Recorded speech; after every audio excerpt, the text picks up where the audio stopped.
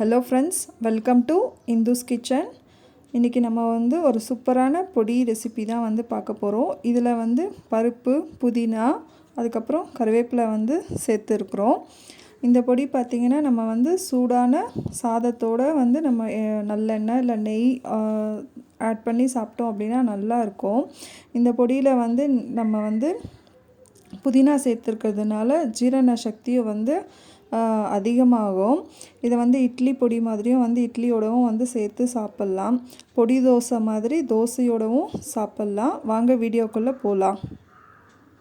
அதுக்கு முன்னாடி இந்த சேனலை சப்ஸ்கிரைப் பண்ணாதவங்க சப்ஸ்கிரைப் பண்ணிக்கோங்க. அப்படியே பக்கத்தில் இருக்க பெல் ஐக்கானும் ப்ரெஸ் பண்ணிக்கோங்க.